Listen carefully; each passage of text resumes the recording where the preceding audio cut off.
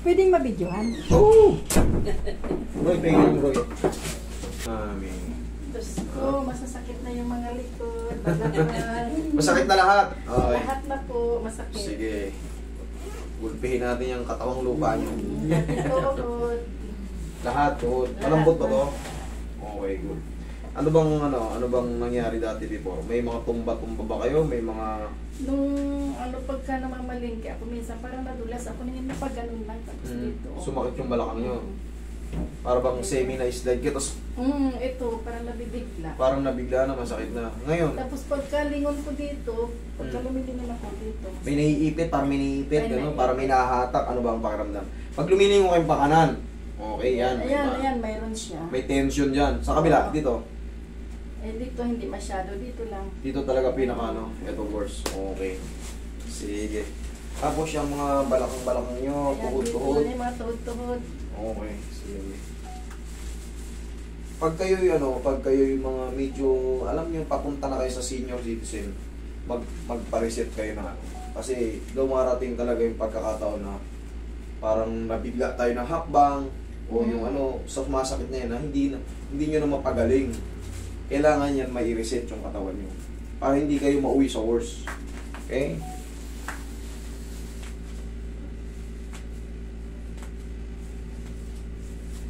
Alam ko sa cellphone ko lang ito mapanood eh. Tapos nandito. Mamaya, mapapanood mo rin sa cellphone yung sarili mo or sa TV.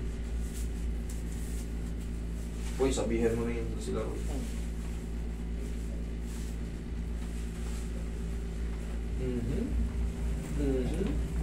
Sarap.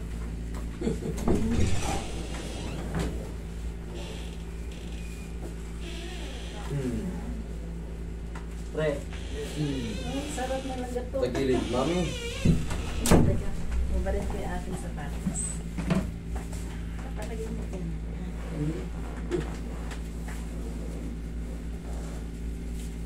Ilan taon na kayo ngayon, mami? 59. Oo, kita nyo? Tansyan-tansya ko yun. Pag malapit na kayo sa magpa-reset na kayo. Pag malapit na kayo mag-dual citizen, darating kasi yung mga pagkakataon na parang yung mga joint natin humihina. Bumabagal na tayo. Kabilang side. Konting slide lang iniinda-inda na natin. Hindi ka tulad pag bata, kahit pag magbentambling-bentambling ka dyan. Kahit bagong kain. Yan, dyan oh. Walang problema. Ihaya kay mami. Checkin natin yung tuhod mo. Okay. Bro, yung relax lang.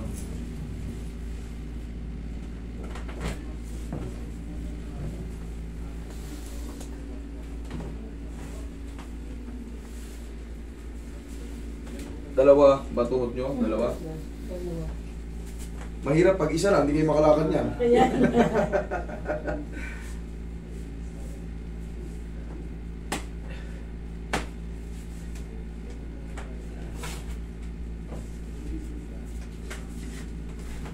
Beans!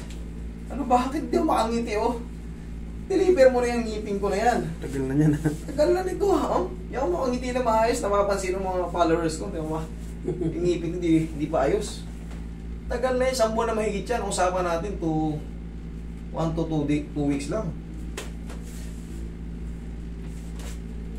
Nagpalit na yung taon. Tapa ka, mami. Makangiti na maayos eh. Ay, dali. Yan.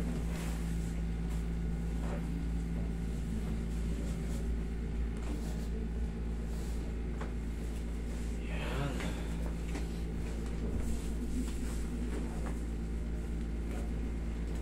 Yung. Basta.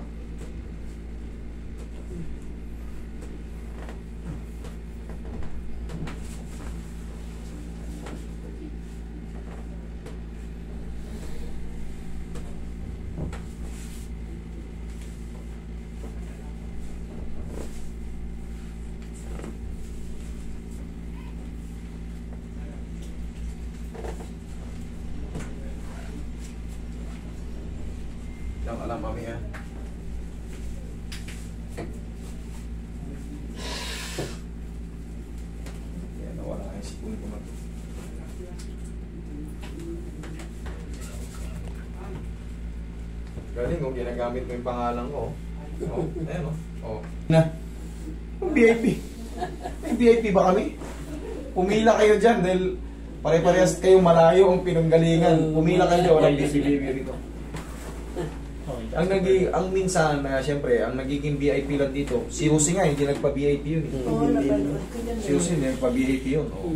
Nahihiya. Sikat pa yun. Ikaw pa, maningil ka, magsabi kang VIP. Meron na naman pong scammer na ano, na pangangakuan kayo ng VIP. Saan ko yan VIP? Doon ko siya pag-istayin sa banyo. Gago yung mga yan eh. Basta yung mga nagpapanggap na 3M massage. Tandaan nyo, pag kayo ino-operan kayo kagad ng VIP, singiling kayo kagad. Pag mumurahin nyo yan, okay, relax lang. Inhale. Exhale. Okay, dyan lang kayo. Pakikita ko sa inyo yung chat niya. Oo. Tingnan ako. Ayan o. Sinat ako ng kuya ko. Ayan o. Tingnan yung screenshot nila. Ayan o. For booking. Naniningil na pay now, book now. VIP. VIP skid. Ito yung isa pa o. Si Sir Marco mismo ito. Ako raw mismo yan. Ayan o. Tingnan mo yung logo. Akong ako. Tingnan mo yung ano. 3M massage. Ako rin Pero para hindi kayo hindi kayo madali. Tignan niyo yung followers, kailangan mayroong 600,000 plus. Pero pag hindi 600,000 plus, tsaka wala kaming ganito. BBIP namin kayo. Saan kayo? Yung mga naniningil ka agad, pay now, book now. Hindi ako yan. Mga artista na pumunta rito, pumipila dyan eh. Okay, dyan lang ako. Sabi nga, November pa kami Kaya maraming nananamantala kasi nga. Katulad yan, sila ma'am, November pa nag-book. Sobrang dami kasi. Ang gusto kasi lahat ng pagka-book, makasingit na kaagad. Yan yung sinasamantala ng mga scammer.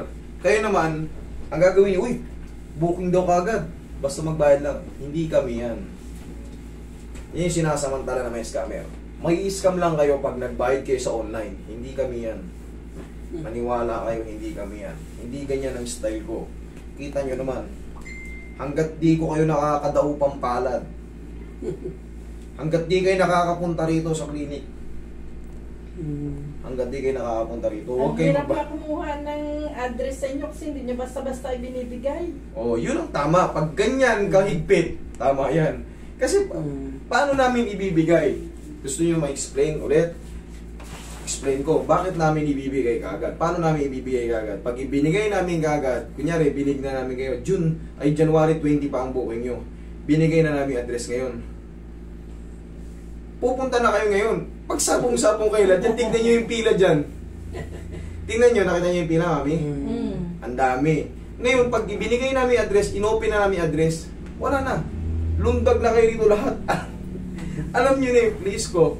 Ngayon, nakakahiya yung mga taga Palawan, taga Leyte, mga galing probinsya. Siyempre, kung kayo man ang galing doon, tapos hindi ko kayo mahawakan, kumbaga, inabot na tayo. Sabihin natin, 100 kayo dyan. Ang capacity ko lang sa maghapon, 30. May 17 matitira. Paano ko ngayon yan? Ngayon, kinabukasan, siyempre may pupunta na naman yung patong-patong ka ngayon dyan. Hanggang sa hindi na namin makontrol yan. Mapapagalitan nyo kami, magagalit kayo. Siyempre, pinapunta nyo kami rito, hindi pala may ma-accommodate. Paano ko kayo ma-accommodate? Kung talagang over sa tao, sana maintindihan nyo kaya hindi namin agad binibigay yung kumbaga wala tayong walk-in. Kasi pag nag-walk-in kayo dyan, diba, galing kayo ng Mindanao, nakapila kayo dyan, pang 60 kayo, upo kayo. Ngayon, hindi ko kayo makarate. Saan kayo matulog ngayon dyan? Saan ko kayo patulugin? Paano yung iba pang sobra? Saan din matulog yun kung galing din ng ibang lugar? Malamang mag-aaway-aaway tayo. Papagalitan nyo ako.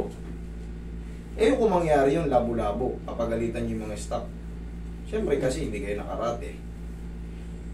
Alangan na mabalik ulit kayo ng Mindanao. Kailangan may set up natin yung date na pagpunta nyo rito para ma-accommodate kayo. Sa mga hindi po naiintindihan kung bakit hindi kami nagpa-booking, ganun po talaga. Kailangan, yung kaya ko lang, yung kapasidad ko lang na maghapon. Kasi kinabukasan ganun ulit. Eh pag sumusobra ako sa dami, oo nga, marami kayo. Pag nagkasakit naman ako, Lalong ano. mas lalo tayo maano. 10 araw, hindi naman kaya 3 araw lang pag tinrangkaso ka. Hindi kaya, kailangan magpalakas ka pa ulit.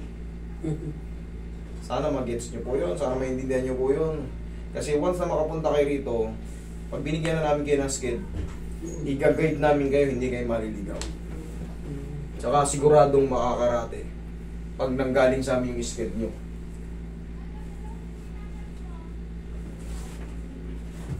Pero kung ang galing sa scammer, siningil na kayo, ituro kayo nun dun sa ano, kung saan saang lugar. Hindi kayo makapunta rito. Kaya tatandaan nyo, wag na wag kayo magbabayad sa online.